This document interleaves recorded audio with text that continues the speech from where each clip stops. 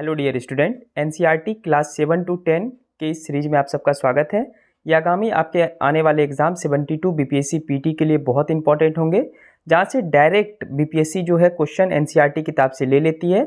इसलिए आपको की फैक्ट्स पे ध्यान देना है। इसमें मैं शॉर्ट में अच्छे स्तर का आपको की फैक्ट्स दूंगा, जिससे कि आपसे डायरेक्टली जो एग्जाम में क्वेश्चन आ जाएगा।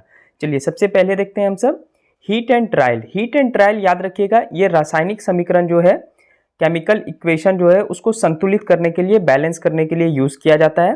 एक याद रखेंगे आप सब, संयोजन अभिक्रिया क्या होता है। संयोजन का मतलब ही होता है मिलना, यानी दो या दो से अधिक अभिकारक मिलकर एकल उत्पाद का निर्माण करे, यानी दो या दो से अधिक चीज मिलकर एक चीज का निर्माण करे, उसी को बोलते हैं संयोजन अभिक्रिया। जैसे कैल्शियम ऑक्साइड, जिसको बिना बुझा हुआ चूना बोलते हैं, जब इसको आप जल के साथ मिलाएंगे तो ये बन जाएगा कैल्शियम हाइड्रोक्साइड, यानी बुझा हुआ चूना, और ये उष्मा उत्पन्न करता है, ठीक है, हीट उत्पन्न करता है।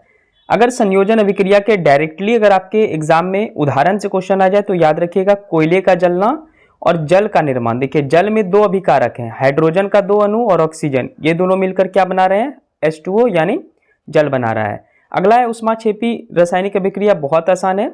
अभिक्रिया में उत्पादन के निर्माण में उष्मा उत्पन्न करे, जैसे कि प्राकृतिक गैस का जलना, गैस जलेगा तो उष्मा उत्पन्न करता है। श्वसन, हम सब सांस लेते हैं तो सांस जब आप छोड़ेंगे तो आपके मुंह से जो भाप निकलता है वो गर्म रहता है। साग सब्जी का विघटन होकर कंपोस्ट बनना, ये उष्माक्षेपी के उदाहरण है, वेरी वेरी इंपॉर्टेंट।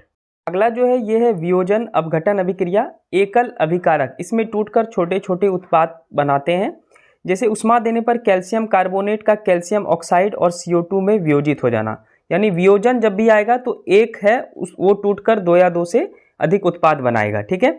अगला जो है वियोजन अभिक्रिया के एग्जाम्पल में आपको बता दिया। अगला है उपचयन और अपचयन। देखिए याद रखिएगा, अभिकारक के समय यानी जब अभिक्रिया होता है, अगर ऑक्सीजन में वृद्धि हो रहा है तो ये उपचयन होगा, और ऑक्सीजन में कमी हो रहा है तो ये अपचयन होगा। अगला जो टर्म है संक्षारण। संक्षारण क्या होता है, कोई धातु अम्ल या आर्द्रता आदि के संपर्क में आने से संक्षारित हो जाता है, जैसे लोहे में जंग लगना, तो वो संक्षारण का उदाहरण है।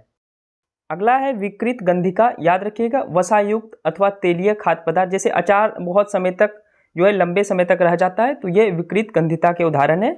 तो चिप्स की थैली में ऑक्सीजन की जगह नाइट्रोजन का उपयोग करते हैं। अगर ऑक्सीजन का उपयोग करेंगे तो ऑक्सीजन में वृद्धि होगा और फिर वो क्या हो जाएगा, उपचयन हो जाएगा, जिससे क्या होगा, तो चिप्स जो है वो खराब हो जाएगा। इसलिए नाइट्रोजन का उपयोग करते हैं, जिससे कि वो चिप्स का जो पैकेट है उसमें उपचयन का प्रक्रिया ना हो। तो ये आज मैं क्लास एनसीईआरटी क्लास 10th का ये सारे टॉपिक पढ़ा है, चैप्टर 1 का। ऐसे हम शॉर्ट्स वीडियो के माध्यम से करेंगे। चैनल को सब्सक्राइब कर लीजिएगा। Thank you.